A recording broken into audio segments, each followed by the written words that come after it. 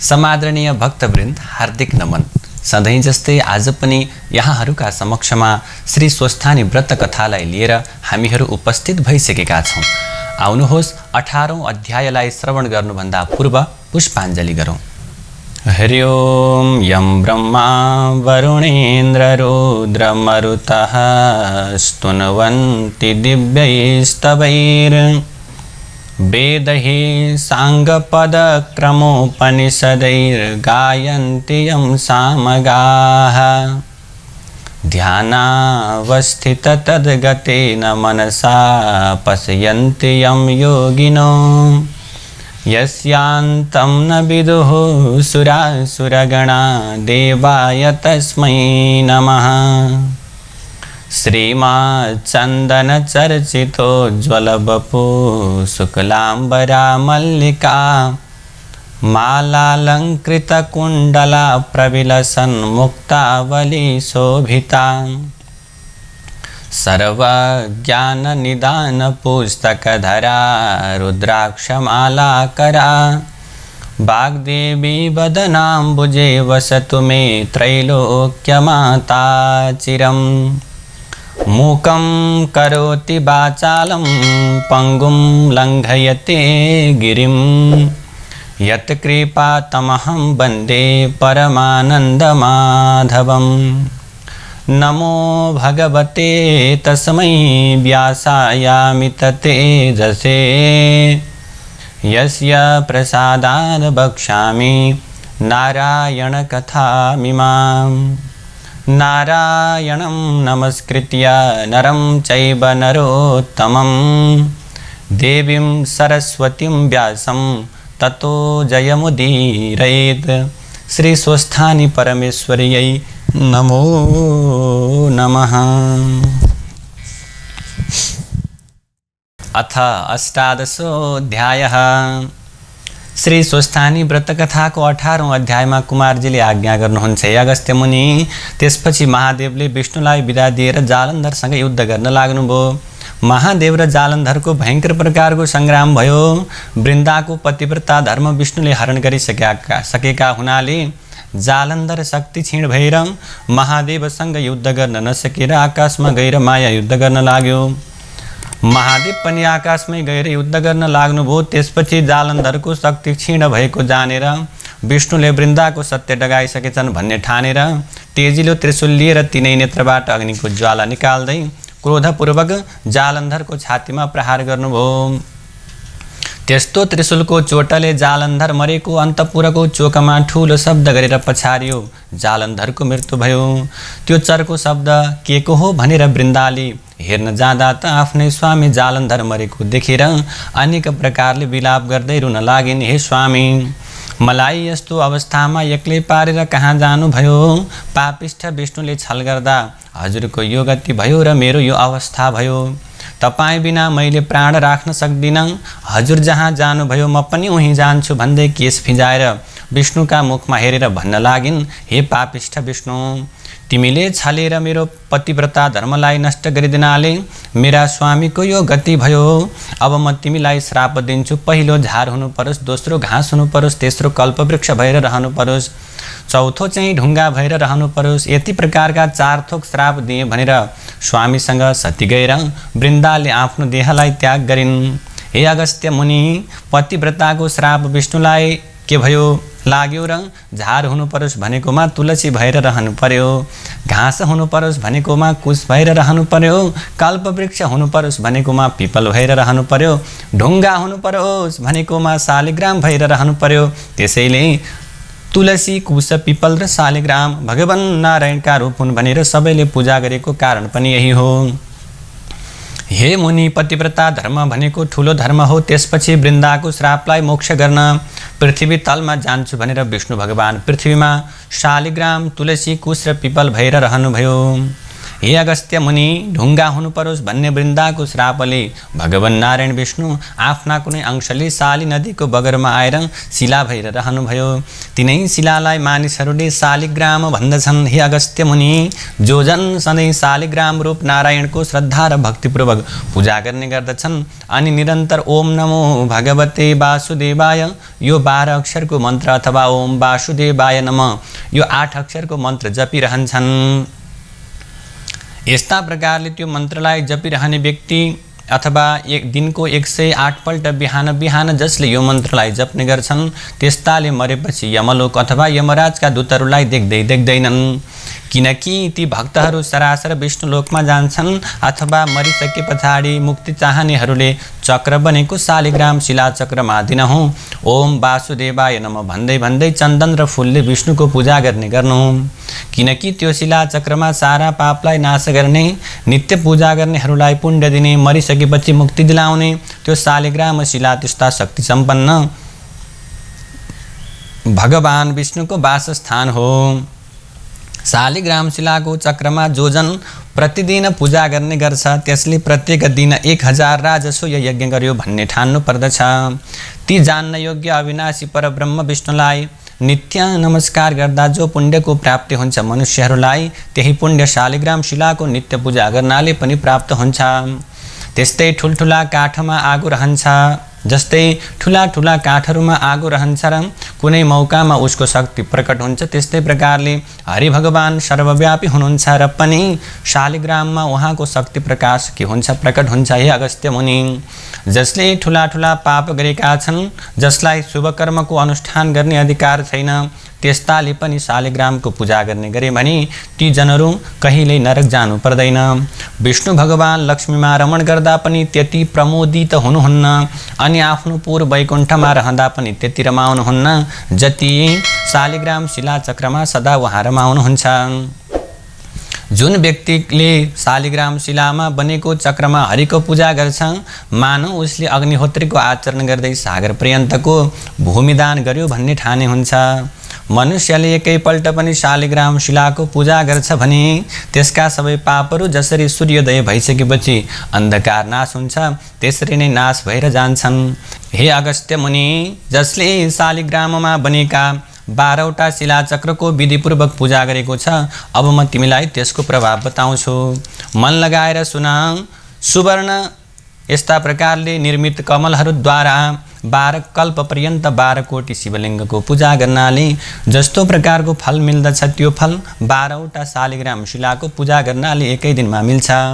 फेरि जो व्यक्ति भक्तिपूर्वक 100 शालिग्राम शिलाको पूजा गर्छ त्यो व्यक्ति हरिको लोक वैकुण्ठ धाममा चिरकालसम्म बसेर पृथ्वी तलमा जन्मेर चक्रवर्ती राजा हुन्छ।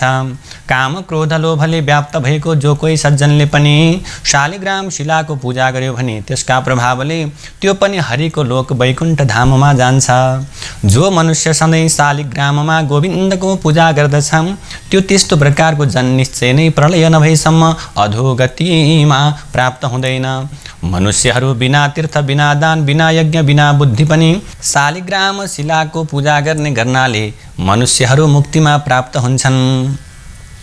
शालिग्राममा हरिको पूजा गर्ने जन उग्र पापी नै भए पनि पछि उसको न त नरकवास हुन्छ न त गर्भवास हुन्छ, न त ऊ किरा फट्याङ्ग्रा आदि कुत्सित योनिमा नै जन्मिन्छ, अर्थात् त्यस्तो प्रकारको त्रियक योनि अर्थात् तेस्रो शरीर हुने योनिमा जन्मनु पर्दैन। दीक्षा विधान र मन्त्र जान्नेवाला जो जन सधैँ शालिग्राममा विष्णुको पूजा गर्दछ भने त्यो जन वैष्णव धाम जान्छ। शालिग्राम शिलाको जलले जो आफूलाई अभिषेक गर्दछ मानव उसले सबै तीर्थहरूमा नुहाएको हुन्छ र सबै यज्ञहरूमा दीक्षित भएको हुन्छ। गङ्गा, गोदावरी, रेवा आदि जो मोक्ष दिने नदीहरू छन् ती सबै तीर्थसहित भएर शालिग्राम शिलाको जलमा निवास गर्दछन्। तसर्थ नाना प्रकारका नैवेद्यहरूले, फूलहरूले, दीपहरूले, चन्दनहरूले र स्तोत्र पाठ, बाजा गाजा, गीत आदिहरूले शालिग्राम शिलाको पूजा गर्नु पर्दछ। कलियुगमा जो मनुष्य भक्तिपूर्वक शालिग्राम शिलाको उक्त विधानले भगवानको पूजा गर्दछ त्यो मनुष्य हजारौं करोड वर्षसम्म हरिको निकटमा रमाउँदै रहन्छ। आफूले दर्शन गरिएका पूजा गरिएका बिन्ती गरिएका करोडौँ शिवलिङ्गहरूले जो फल मिल्छ त्यो फल एउटै पनि शालिग्राम शिलामा गरिएको दर्शन पूजन र तपनले मिल्दछ। जो मनुष्यहरू शालिग्राम शिलाबाट उद्भव विष्णुलिङ्गमा एकपल्ट पनि पूजा गर्दछन् भने ती जन अध्यात्म ज्ञान रहित भएका भए पनि मुक्ति प्राप्त गर्दछन्।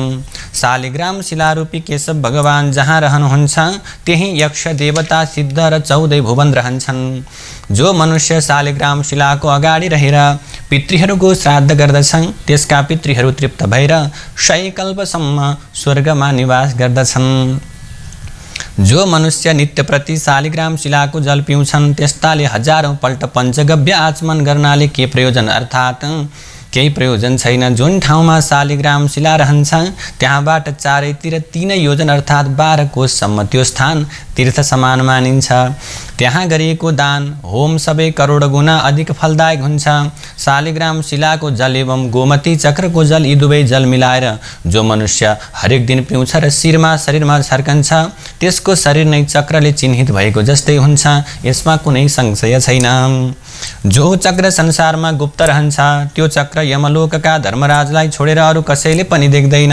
हरिभक्तहरूको चरणोदकको सेचनले यमराज भयभीत रहन्छन्।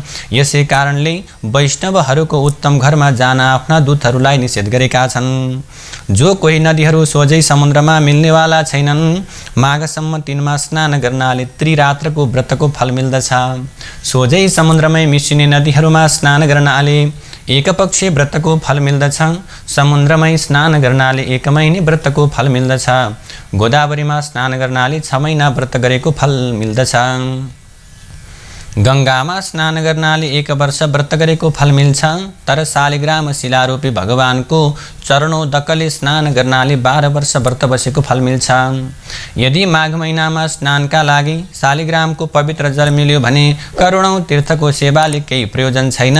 जो मनुष्य आमाका दूधका साथैमा मिलाएर शालिग्राम शिलाको जल 1 थोप मात्रै पिउँछ भने त्यो मनुष्य मोक्ष हुन्छ।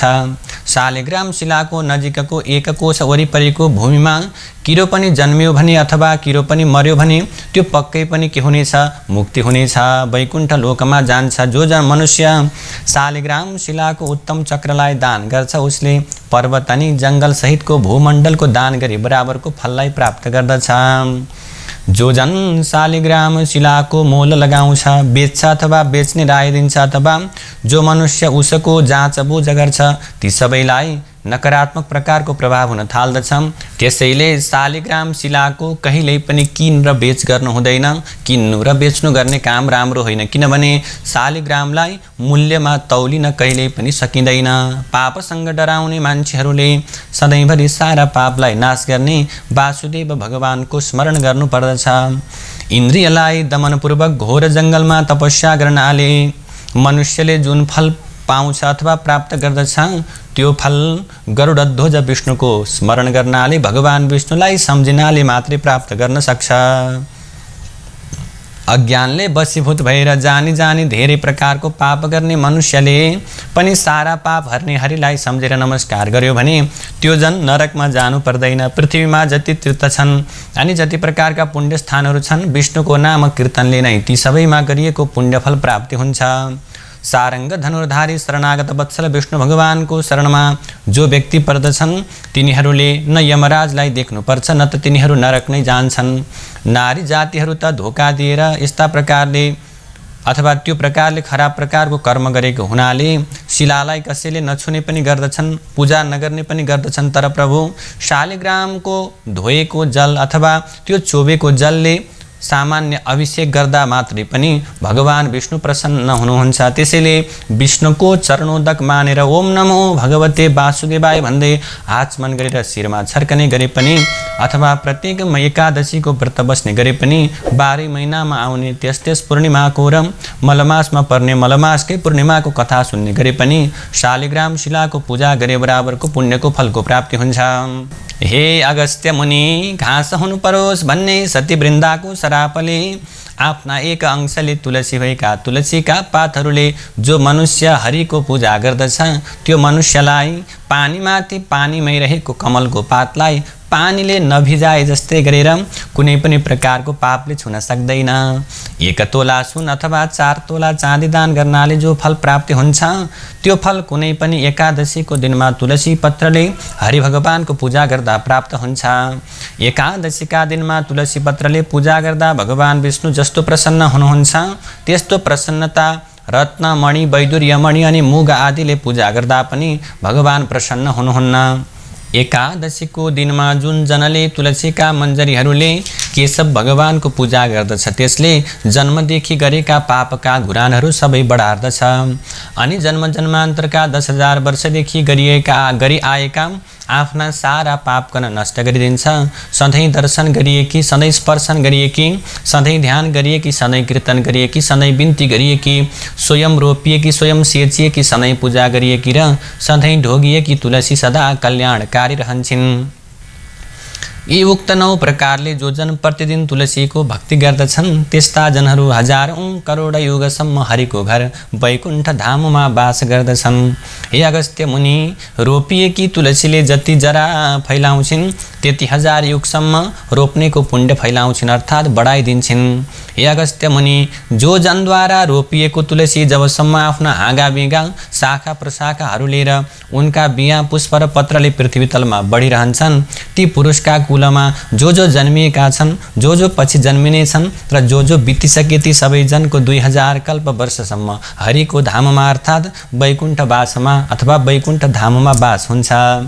हे अगस्त्य मुनि, झाङका झाङ तुलसीको झाडी रोप्नेले यमराजको कहिल्यै पनि दर्शन गर्नु पर्दैन किनकि तुलसीको रुख सबै पापलाई नाश गर्ने, चिताएको कल्याणकारी कुरालाई पुर्याउने, पुण्य दिने प्रकारको हुन्छ। जुन घरमा झाँगिएको तुलसीको मठ रहन्छ त्यो घर पुण्य तीर्थ समान हो। त्यहाँ यमराजका दूतहरू जाँदै जाँदैनन्।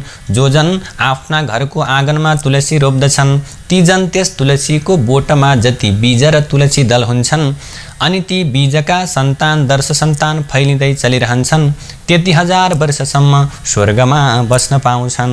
तुलसीको वासनालाई सुँगेर प्रसन्न भएका पितृहरू गरुडमा चढेर चक्रपाणी भगवान विष्णुको भवन वैकुण्ठ धाममा जान्छन्। नर्मदाको दर्शन, गङ्गाको स्नान तथा तुलसीका झाडीको स्पर्शन यी तीनै अर्थात् यी तीनैको पुण्य उत्तिकै कहिएको छ। तुलसी रोप्नाले, हुर्काउनाले, सेच्नाले, दर्शन गर्नाले मात्रै पनि मनुष्यहरूको आफ्ना मन वचन शरीरले सञ्चय गरिएको पापलाई डढाउँछ, विनाश गर्छ। जो जन तुलसीका मन्जरीहरूले नारायण हरि भगवानको पूजा गर्दछ त्यो जन मरिसकेपछि अवश्य पनि मुक्त हुन्छ। उसले फेरि गर्भवासको ओहोर दोहोर गर्नु पर्दैन। पुष्कर आदि तीर्थहरू तथा गङ्गा आदि नदीहरू पनि वासुदेव आदि देवताहरू सबै नै जो तुलसीको बोट रोपेर त्यसका पातले विष्णु भगवानको पूजा गर्दछ त्यो त्यस्तो जन जहाँ भगवान चतुर्बाहु विष्णु रहनुहुन्छ अन्त्यमा प्रसन्नतापूर्वक उही नै रहन पाउँछ। यसै कारणले आफ्नो सदा कल्याण चाहने नरनारीले आफ्नै घर आँगनमा गहिरोसम्म जरा पुग्ने गरेर मलिलो माटो गरेर बनाएको मठमा तुलसी रोपेर तिनै तुलसीको सधैँ पूजा गर्नुपर्दछ र पूजाको अन्तिममा भक्तिपूर्वक प्रार्थना गर्नुपर्दछ अनि नम्रतापूर्वक ती तुलसीलाई ढोग गर्नुपर्दछ। या दृष्टा निखिलाघ सङ्ग समनी पृष्ठा वपुः पावनी रोगाणामभिवन्दिता निरसनी सिक्तान्तकत्रासिनी प्रत्यासन्न विधायिनी भगवत कृष्णस्य सारोपिता न्यस्ता तच्चरणे विमुक्तिफलदा तस्यै तुलस्यै नमः। अर्थात् जसको दर्शनले समस्त पाप समूह शान्त हुन्छ, जसलाई छुनाले शरीर पवित्र हुन्छ, जसलाई ढोग्नाले सारा रोगहरू नासिन्छन्, जसको जल मस्तकमा सेचन गर्यो भने यमराज पनि डराएर भाग्छन्, जसको पत्र शिरमा चढायो भने भगवान कृष्णको अत्यन्त नजिकै बस्न पाउने गराउँछिन्, भगवानका चरणकमलमा चढायो भने मुक्ति दिलाउँछिन्, त्यस्तै तुलसीलाई बारम्बार नमस्कार छ। झार हुनु परोस् भन्ने सत्य वृन्दाको सरापले कुशरूपमा झार हुनुभएका कुशमा विष्णुका अधिकांश शक्तिशाली शक्तिहरू रहेका हुन्छन्। यसरी भाद्र कृष्ण औँसी अर्थात् कुशे औँसीका दिनमा जरै समेत उखेलेर राखेको कुश फेरि अर्को कुशे औँसी नआएसम्म पवित्रै रहन्छ। अरू दिन उखेलेको चाहिँ त्यसै दिनभर मात्र पवित्र रहन्छ। कुश अत्यन्त पवित्र र पुण्यदायी झार हो। काँचो दुधमा दुधको मात्रा अनुसार 2-4 बोट हरियो कुश राखेर राखिदियो भने त्यो दिनभरि त्यो दूध फाट्दैन। ग्रहण लागेको बेलामा घरमा राखेको पानीमा कुश राखेर राखिदियो भने ग्रहण लाग्दा हुने वातावरणको दूषित दोष त्यस पानीमा पर्दैन।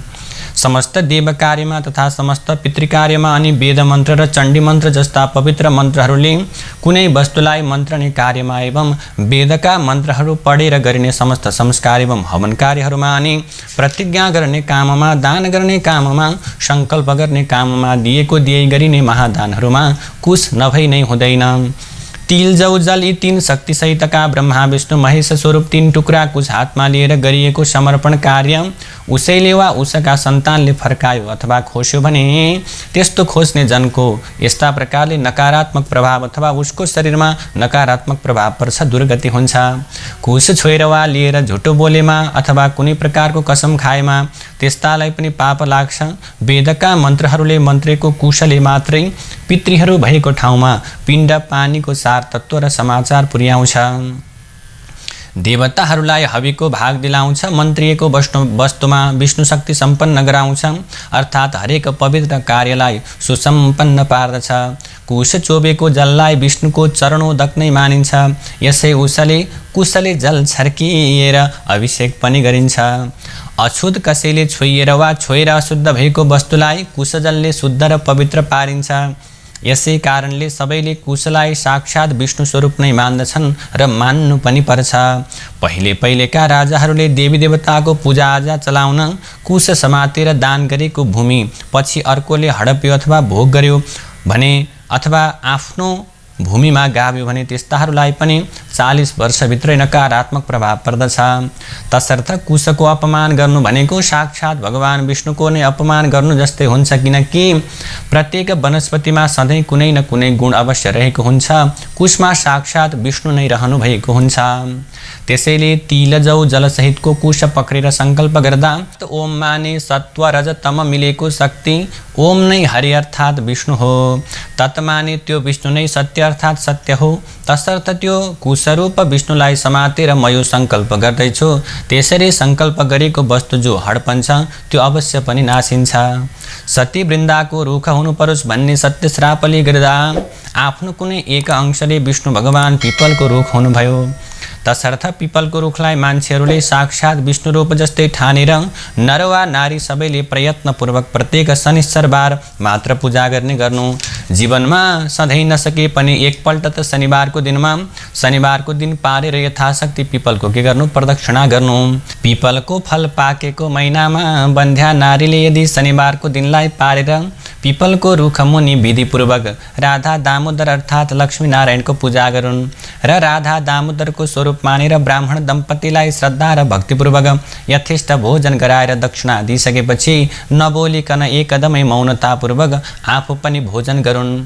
त्यसपछि आउने कुनै दिन पनि परसरेको चौथो रात बितेको भोलिपल्टको दिनमा गाईको दुधमा पिपलका पाकेका फल 2 तोला जतिको खिर पकाएर त्यो दिन त्यो खिर मात्र खाउन् भने उनीले अवश्य पनि सन्तान प्राप्ति गर्नेछिन्। त्यसैले प्रति शनिबार पिपलको पूजा गरेर फलामको दक्षिणा चढाउनाले 7.5 का शनिदशा हुनेलाई शनिश्चरले पिर्दैन। अनि पिपलको पूजन, दर्शन, पर्शन, प्रदक्षिणा यी सबै शनिश्चर बार मात्रै गर्नुपर्दछ, किनभने पिपलको रुखमा मात्रै शनिश्चरले टिक्ने ठाउँ पाएकाले अन्य बारमा ऊ त्यहाँ रहँदैन। किनकि पिपलको वृक्षमा शनिश्चरको पनि बास छ र अरू भूत प्रेत पिशाच राक्षस सागिनी डाकिनी आदिको पनि बास छ। तिनीहरूलाई त्यहाँ बस्नका लागि भगवान विष्णुले नै अभय प्रकारको दान दिनुभएको छ। यसैले पिपलको बोट नजिकैको घरमा पिशाचदेखि डराउने पितृहरू जाँदैनन्। प्रातः मध्याह्न सायं आधा रातमा भूतप्रेत पिशाच नाच्ने हुनाले त्यो लाग्छ भनेर मानिसहरूले पिपलको बोट भएको ठाउँमा त्यतिखेर जाँदैनन् र साना बच्चाहरूलाई पनि जान दिँदैनन्। यसै कारणले भूतप्रेत आदिको आश्रय स्थान भएको पिपल पनि त्यहाँ त्यस्ता प्रकारले के हुन्छ, आश्रय स्थल भएर रहन्छ। हे अगस्त्य मुनि, त्यसरी वृन्दाको सत्य डगाउने कामलाई सकेर शिवजीसँग विदा भएर विष्णु भगवान वैकुण्ठ धाम गइसकेपछि शिवजीले आफ्नो काम फत्ते भएको सम्पन्न भएको त्यो प्रकारको कुरालाई देखेर अत्यन्त हर्षले साँडीमा चढेर सकल देवता अघिपछि लगाएर अनेक खुसीका बाजा बजाउँदै अप्सराले नाच्दै गन्धर्वहरूले मिठा मिठा गीत गाउँदै पुष्पवृष्टि गर्दै कैलाशमा प्रवेश गर्नुभयो। अनि प्रमथगणसहित शिव शक्ति स्वरूपले रहनुभयो। त्यसपछि सबै देवताहरू महादेवसँग बिदा मागेर आफ्ना आफ्ना आश्रममा गएर आनन्दपूर्वक रहन लागे। हे अगस्त्य मुनि, अब पातालका कुरा भन्दछु, तिमी ध्यानपूर्वक सुन। पार्वतीको आज्ञाले अश्वत्थामा ऋषि सप्त पातालको मूल रसातलमा पुग्नुभयो। कस्तो पाताल भने सूर्यको प्रकाश झैँ प्रकाशमान भएको अनेक प्रकारका रत्नहरूले जडेर बनाइएको सुवर्णको पुरीमा असङ्ख्य सम्पत्ति भएका शेषनाग, तक्षकनाग, कर्कोटकनाग, पद्मनाग, शङ्खनाग, कुलिकनाग र करुणनाग बसेका र नागिनीहरू पनि हीरा मोती मणिमाणिक्य आदि गहना एवं उत्तम उत्तम वस्त्र अलङ्कार पहिरिएर उभन्दा उराम्री भएर बसेका। त्यस्तो ठाउँमा पुगिसकेपछि अश्वत्थामाले भन्दछन्, हे शेषनाग, पार्वतीको आज्ञाले श्री स्वस्थानी परमेश्वरीको व्रत गराएर जो दुखी छन्, जो जनहरू दरिद्री छन्, तिनको उद्धार गर्नका निम्ति म यहाँ आएको हुँ। यहाँ कोही दुखी छन् कि भनेर सोधे। अश्वत्थामाले वचन सुनेर शेषनागले भन्दछन्, अश्वत्थामाको वचनलाई सुनेर यहाँ उस्ता दुखी र दरिद्री त कोही पनि छैनन्। र पनि त्यहाँ त्यस वनको नगिचैमा शङ्खचूड नाग, रत्नचूड नाग, कृपादत्त नाग र धार्तराष्ट्र नागको घर छ। तिनका घरमा स्त्रीहरू पत्नीहरू अत्यन्त साह्रै कष्टमा छन्। त्यहीँ गएर सुध्याउ यति शेषनागले भनिसकेपछि अश्वत्थामा तिनै नागिनीहरू कहाँ गए। त्यहाँ शङ्खचूड नागकी पत्नी हिरावती, रत्नचूड नागकी पत्नी रत्नावती, कृपादत्त नागकी पत्नी मृगावती, त्यस्तै गरी धार्तराष्ट्र नागकी पत्नी मदनावती थिए। यति ती नाग नागिनी परस्परमा अनन्य प्रीतिले बस्दा दैव संयोगले दुःख पाएर घरमा बस्न नसकेर ती चारैजना नागहरू परदेश गएका रहेछन्। अनि नागिनीहरू पनि पति परदेश गइसकेपछि चारैजनाले सल्लाह गरेर घरलाई छाडेर वनमा बसेर दुःखका दिनहरू बिताउन लागेका रहेछन्।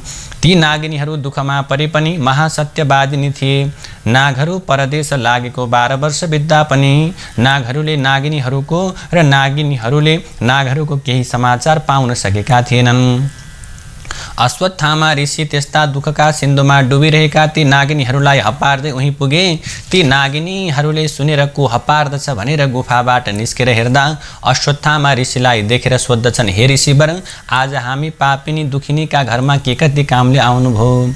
तब अश्वत्थामा भन्दछन्, हे नागिनी हो, पार्वतीको आज्ञाले श्री स्वस्थानी परमेश्वरीको व्रत गराएर जो दुखी छन्, जो दरिद्री छन्, जसका पुरुष छैन, जो सन्तानहीन छन्, तिनको उद्धार गर्नका निम्ति आएको हुँ। यति अश्वत्थामाको वचनलाई सुनेर नागिनीहरूले मनमा आनन्द मान्दै, हे ऋषीश्वर, हामी दुःख पनि छौँ, हामी दुखी पनि छौँ, दरिद्री पनि छौँ, पापी पनि छौँ, हामीलाई दरिद्रताले पनि अत्यन्त सताइरहेको छ, हाम्रा सन्तान पनि छैनन्, पुरुष पनि छैनन्, अतः हामीलाई त्यो व्रत अवश्य गराउनुहोस् भनेर नागहरू परदेश गएको र आफूले दुःख पाएको सबै प्रकारको कुरालाई विस्तार गरिसकेर आदरपूर्वक उनलाई आसनमा बसाल्छन्। अनि अश्वत्थामाले ऋषिले भन्नुहुन्छ, नागिनी हो, ध्यानपूर्वक सुन। सत्ययुगमा हिमालय पर्वतकी छोरी पार्वतीले श्री महादेव स्वामी पाउन भनेर श्री स्वस्थानी परमेश्वरीको व्रत गरेको विधि भन्दछु।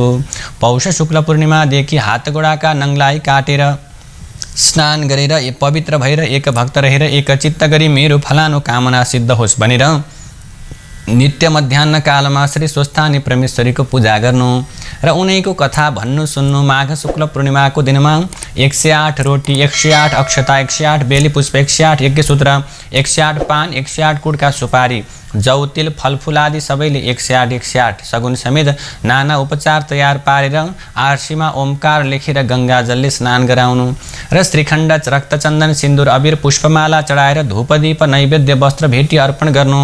यसरी पूजा सकेर अर्घ्य दिनु अनि प्रसाद झिकेर अष्टोत्तर सयमा 8 रोटी, 8 अक्षता, 8 पुष्प, 8 पान, 8 कुटका सुपारी सगुन समेत आफ्ना पुरुषलाई दिनु। पुरुष नभए छोरालाई र छोरा पनि नभए मृत छोरालाई तथा मित छोरा पनि नभई मेरो फलानु प्रकारको कामना पूर्ण होस् भनेर गङ्गामा बगाउनु र 100 रोटी आफूले फलाहार गर्नु। अनि रात्रिमा जागराम बस्नु। यति गरिसकेपछि तिमीहरूको दुःख नाश होला, यसमा अन्यथा नमान्नु। यस्तो अश्वत्थामा ऋषिले भनेको सुनेर नागिनीहरू अत्यन्त खुसी भएर भन्न लागे, हे अश्वत्थामा ऋषि, हामी स्त्री जातिलाई त्यस्तो ज्ञान कहाँबाट हुनु?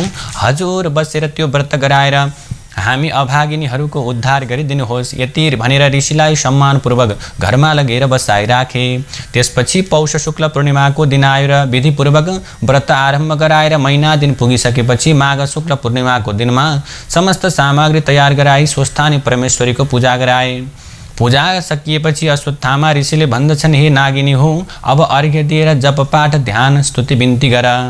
अनि नागिनीहरूले अञ्जली जोडेर भन्दछन्, हे ईश्वरी, हामी दुखियाहरूको पूजाले प्रसन्न भएर यो दुःखको समुद्रबाट पार लगाउनुहोस् भनेर बिन्ती गर्दा गर्दै पूर्व दिशाबाट 1000 सूर्यको जस्तै तेज भएकी श्री स्वस्थानी परमेश्वरी प्रकट भएर दर्शन दिन आइन् र भन्दछन्, हे नागिनी हो, तिमीहरूको यस्ता प्रकारले श्रद्धा र भक्तिले म अत्यन्त प्रसन्न भएँ। वरदान माग भनेर भन्दा नागिनीहरूले बिन्ती गर्दछन्, हे ईश्वरी, हामी दुखिनीहरूको दुःखलाई हरण गरी बक्सनुभयोस्। हाम्रा स्वामीहरू चाँडै नै घरमा आइपुगुन् भनेर वरदान मागे अनि ईश्वरीले तथास्तु भनेर वरदान दिइन्। त्यसपछि प्रसाद झिक्न लाग्दा श्री स्वस्थानी परमेश्वरीको व्रतको प्रभावले परदेशबाट नागहरू पनि आइपुगे र नागिनीहरूले मनमा अत्यन्त आनन्द मान्दै धन्य धन्य स्वस्थानी परमेश्वरी भनेर प्रसाद झिकेर 8 रोटी 8 अक्षता 8 बेली पुष्प 8 पान 8 कुडका सुपारी अनि सगुन समेत आफ्ना आफ्ना पतिलाई दिएर दण्डवत प्रणाम गरे। अनि अश्वत्थामा ऋषिलाई भोजन गराएर दक्षिणा दिएर विदा गरे। त्यसै दिनदेखि ती नाग नागिनीहरू असंख्य सम्पत्ति प्राप्त गरेर आनन्दले रहँदा भए। जय जय श्री स्कन्द पुराणे केदारखण्डे माघ महात्म्ये कुमार अगस्त्य संवादे श्री स्वस्थानी परमेश्वर्या व्रतकथायां नागिनी व्रतकरणं नाम 18अध्यायः। नारायण हरे हरे। कथालाई श्रवण गरिसकेपछि आउनुहोस् अन्तिममा पुनः पुष्पाञ्जलि गरौँ। हरि ओम उपनयतु मङ्गलं वः सकल जगन मङ्गलालयः श्रीमान् दिनकर किरण निबोधिता नवनलिन दलनिभेक्षणः कृष्णः काले वर्षतो पर्जन्यः पृथिवी सस्यशालिनी देशोऽयं क्षोभरहितो ब्राह्मणाः सन्तु निर्भयाः अपुत्राः पुत्रिणः सन्तु पुत्रिणः सन्तु पौत्रिणः निर्धनाः सदनाः सन्तु जीवन्तु शरदां शतम् तत्रैव गङ्गा यमुना च तत्र गोदावरी सिन्धु सरस्वती च तीर्थानि सर्वाणि वसन्ति तत्र यत्र च्युतोदार कथा प्रसङ्गः या कुन्देन्दुतुषारहार धवला या शुभ्रवस्त्रावृता या वीणावरदण्डमण्डितकरा या श्वेतपद्मासनां या ब्रह्मा च्युतशङ्करप्रभृतिभिर्देवैः सदा वन्दिता सा मां पातु सरस्वती भगवती निःशेषजाड्यापः कायेन वाचा मनसेन्द्रियैर्वा बुद्ध्यात्मना वा प्रकृति स्वभावात् करोमि यद्यत् सकलं परस्मै नारायणायेति समर्पयेतत् नारायणायेति समर्पयेतत्। ओम श्री स्वस्थानी देव्यार्पणमस्तु।